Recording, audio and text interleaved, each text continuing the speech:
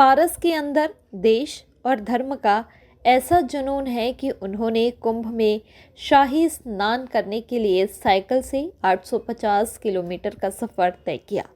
वहीं संस्कारधानी के कुछ ऐसे लोग जो अमृत स्नान करने की चाह तो रखते हैं लेकिन किसी कारणवश नहीं जा सकते हैं, तो उनकी इस समस्या का भी पारस ने समाधान निकाल लिया है।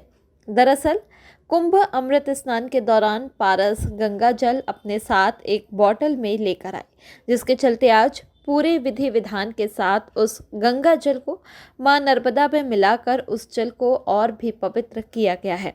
पारस का कहना है कि वे लोग जो कुंभ में जाकर अमृत स्नान नहीं कर सकते तो वे मां नर्मदा के पवित्र घाटों में आकर स्नान कर सकते हैं, क्योंकि अब इस जल में भी गंगा जल है।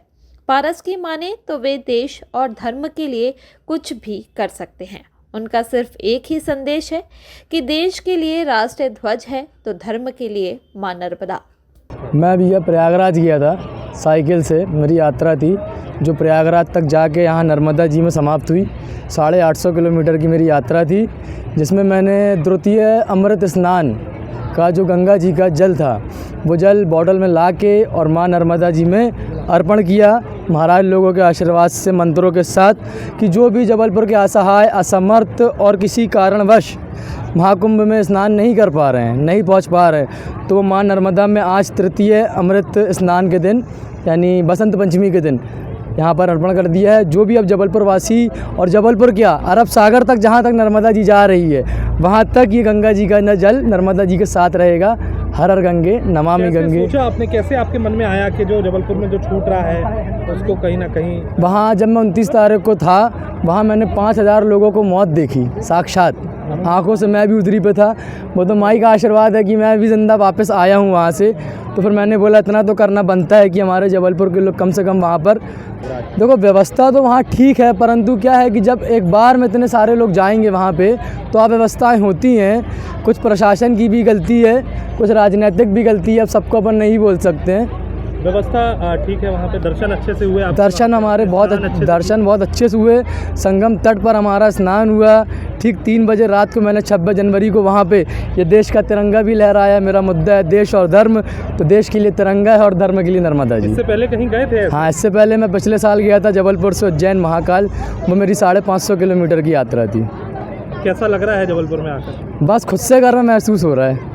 क्या कहना चाहेंगे, क्या संदेश देना चाहेंगे लोगों को? बस इतना है कि डुबकी लगाओ नर्मदा जी में और गंगा जी का आशीर्वाद प्राप्त करो। नमामि गंगे आपका वायरल हो रहा है, क्या है वो ऐसा है कि कंचन सा पानी अमरकंठ निशानी, माँ रेवा माई मोरी नगर से ठानी। कंचन सा पानी अमरकंठ निशानी, माँ रेवा माई मोरी नगर से ठानी। दुर्गा भी तू, काली भी तू, बड़ी खेर माई भी तू, ओम ईम क्लीम चामुंडाय बच्चे बूढ़ी खेर माई भी तू।